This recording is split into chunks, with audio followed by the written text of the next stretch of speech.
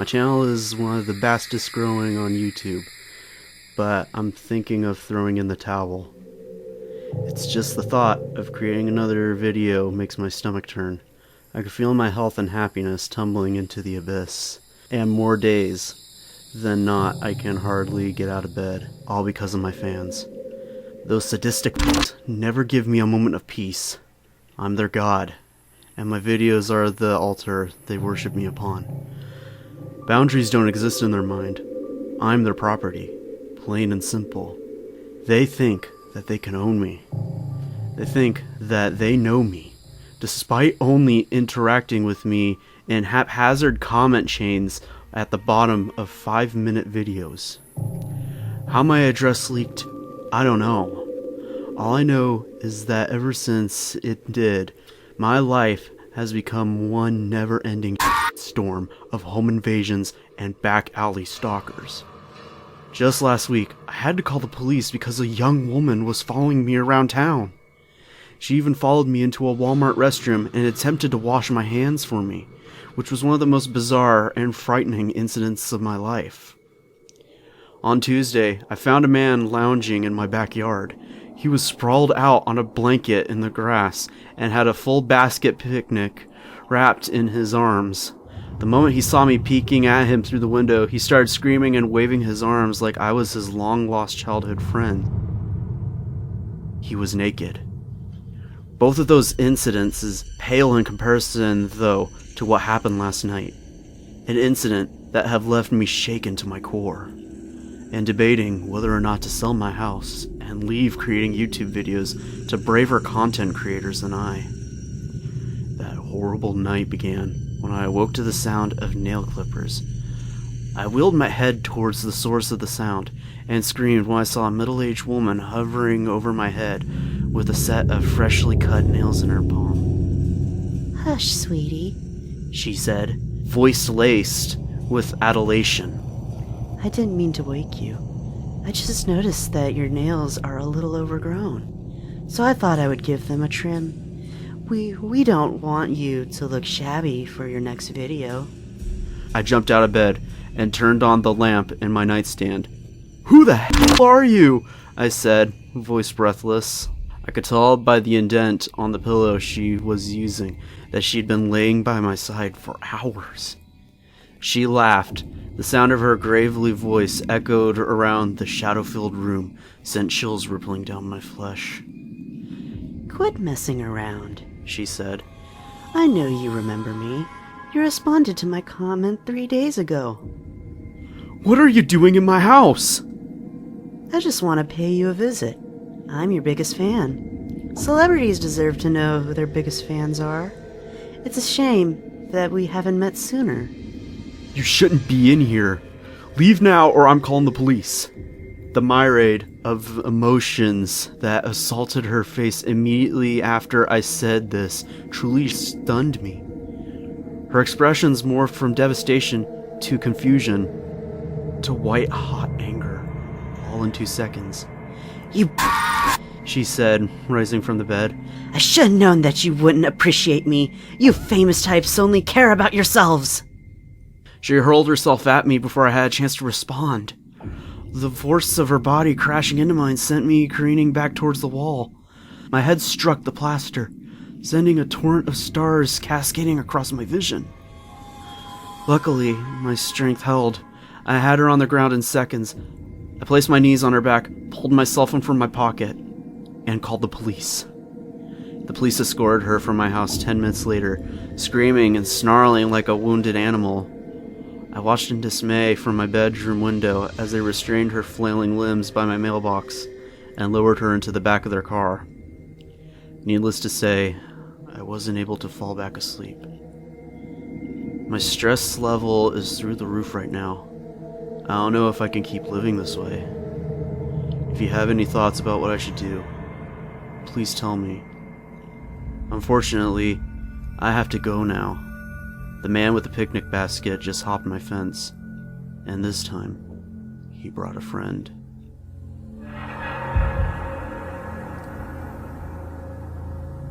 There's a recipe for happiness. It's different for each person, And I'm not talking about something stupid like hydrate, get enough sleep, and learn to love yourself. I mean, I'm an actual recipe that you'd make in your kitchen. It's not something that you can find. It comes to you if you're looking for it. In the form of an index card slipped into your mailbox or in the frame of your door. I wasn't looking, not at first. Then my friend Susan's life turned around. And I mean, it really turned around for her. Her breast cancer went into remission practically overnight. She's been unemployed because cancer. But now she's got a new job that doubled her salary, and she loves it. Then there's Eric, and while he didn't have a lot of big problems as Susan, she'd just been chronically disappointed with how his life has turned out. We talked about it a lot before he got his card. He's a lot more upbeat now, and he's starting to pick up new hobbies, and he just seemed happy. So I asked him what changed, and he told me there's a recipe for happiness. He found out about it from Susan. So I talked to her too. I thought they were just pulling a prank on me, but then Laura and Sam found out about the recipe, and they received their index cards too. And now things have changed for Laura. At least, Sam died. I hadn't quite decided what I wanted to do when my index card arrived. I admit, I was thinking about it. Who doesn't want to be happy after all? The cost scared me a little. Okay, it scared me a lot. Seeing Eric smiling is great, but I keep staring at his ears, where the earlobes are neatly clipped off a straight line on both sides. He used his kitchen shears, he said, and he advised me to splurge on a really high quality pair if I need them. Then there was Susan, and while it's great that she's not going to, die, she also wears long sleeves all the time now to hide where she used a vegetable peeler to remove a strip of skin from her wrist to her shoulder. The first index card wasn't too scary, at least. The instructions were written in pen, in tidy handwriting. A list of ingredients, and then numbered steps. It was a symbolic sacrifice. I thought I'd just go ahead and make the recipe because it wasn't that hard. And I could quit any time, and there didn't seem to be any consequences. Tim chickened out on the last card, and he's been fine, other than the usual exhaustion from working 2 jobs, but that's nothing new. My first meal was ravioli with a cream sauce garnished with a shredded letter from my grandma. She passed away 5 years ago. I'm not even that great of a cook, but I followed the instructions on the index card exactly as they said, and it turned out great. I suppose I got lucky in that I only had to eat paper. Susan made a squash soup that included the ashes of her recently deceased dog. I didn't see any immediate results, which my friends assured me was normal. They told me to be patient and wait for the second card. I was miserable during that time. Knowing that I was on the path to be happy only made the annoyances in my life seem much more unbearable. My job was unfulfilling. My coworkers bored me. I felt helpless to keep up with the simple tasks, and my garden went unweeded. And recently, what was the point? I couldn't keep it clear for more than a few days. And the garage continued to accumulate clutter despite my resolve that this would be the year I'd organize it. Then I'd feel guilty for my own unhappiness Because really, my life wasn't that bad. So, what right did I have to complain? It was like the promise of my reprieve only heightened my misery. Each day, I came home and checked the mailbox, desperately hoping to find the index card. For weeks, I walked away from this ritual despondent with disappointment, until my excitement faded entirely and I began to loathe the ritual. I needn't have tortured myself so with the mailbox. The second recipe showed up on my bathroom counter. I found it, and when I went to brush my teeth before leaving work. It took a while to find the nerve to procure the ingredients. The index card's instructions were explicit. Eric told me that when he got the second card, he was convinced he was going to get arrested. But he did exactly what the card said, and nothing bad happened. Or nothing bad happened to him, at least. He had no idea what had happened to the person he mugged and took their green card from him. I think he feels guilty about it still. He gets uncomfortable talking about it, so I don't bring it up. My second recipe was a maple bourbon pumpkin pie, which is an interesting combination. It had a good taste, but the texture was unpleasant, on the account of all the human hair in it. I felt bad for the lady that was out jogging. She was screaming hysterically and clutching at her hair after I jumped back into my car, her ponytail clenched in my fist.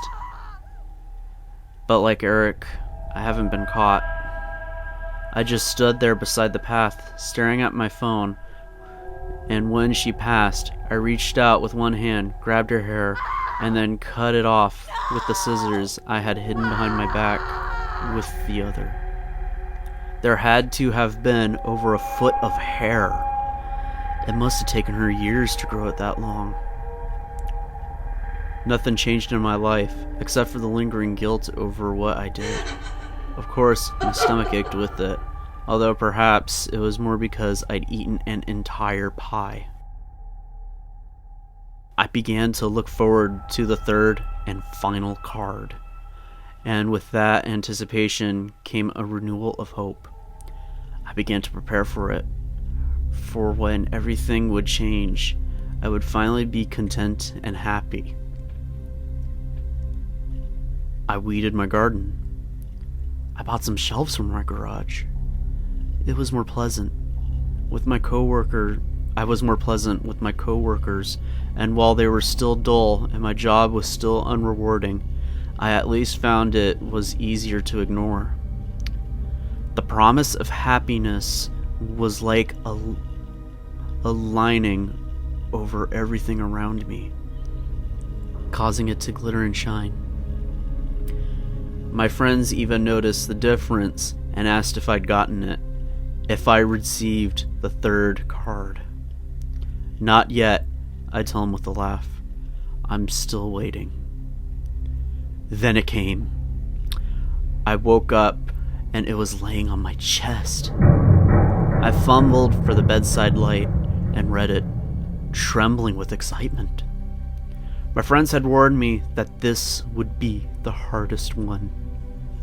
I'd have to plan carefully, do it over a weekend, and choose a time where I could take some days off work. Made sure I had some money stashed away for the resulting medical bills for whatever insurance company refused to cover. Most importantly, I had first aid supplies nearby because I wouldn't be able to go to the hospital right away. We'd learned this from Sam. The index card is explicit that the recipe had to be prepared in one go. You can't harvest the ingredients and come back later. Sam bled out while waiting for the tamales he'd stuff with 5 inches of his intestine to steam. I suppose he made the incision too big. You know that thick pad of muscle at the base of the thumb? It's a group of muscles one of which is called the abductor pollicis brevis. I had to look up that phrase to understand what the index card was telling me. I think I removed some of the neighboring muscles as well by accident. I didn't regret it. I didn't want to mess this up. After all, it was so hard to see what I was doing with all that blood and dizzy from pain. I thought I was going to pass out while the meat was simmering, and I had to lean against the wall, stirring with my remaining good hand, taking up breaths, and telling myself just to fight through it, just to keep going because I was so close. I made a sloppy joe. I diced the muscle from my hand and mixed it with ground beef and sauce and served it up as one bun. I ate it voraciously, my stomach twisting with every bite, and I fought down the nausea when I was done. Then after I swallowed the last of it, I called 911 and told them there'd been a kitchen accident and I was bleeding badly. I think I passed out after that, for I only remember the bits and pieces of everything else. My memory clears much later when I'm in the hospital bed with my hand wrapped up in an IV dripping pain meds into my vein. Doctors told me there wasn't much they can do. The muscle was gone. The worst injury she'd ever seen in a kitchen, and they had nothing they could repair to restore function. That hand was crippled. I told her it was okay, that I was going to be happy. I think it was the pain meds that made me slightly delirious. She looked skeptical and went away. I am happy, sure. The thumb on my left hand doesn't work that well anymore, but I think that's such a small cost to have paid for what I got. Happiness is something we spend our whole lives chasing after all, and so few of us obtain it.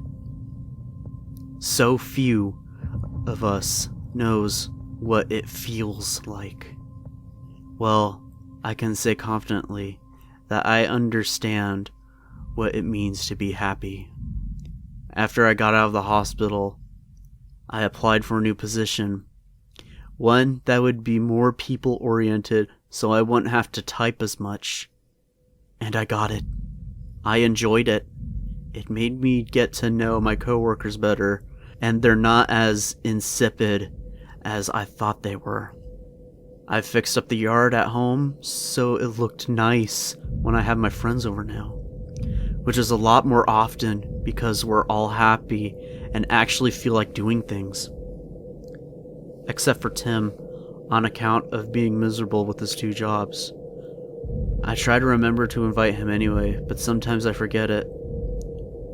Last we talked, he's reconsidering on his index card because a teaspoon is such a small amount compared to how big an organ the liver is. It's such a small sacrifice. I tell myself this every day after I get up in the morning. I go look at myself in the mirror and smile and say that it was worth the price. I'm happy now, I tell myself. I mustn't ever forget that. I'm happy now, and my sacrifice wasn't in vain. I wish I could tell you how to start this whole process, but I don't actually know. I started thinking how great it would be to finally be happy, truly happy, and a few days later the index card was waiting for me.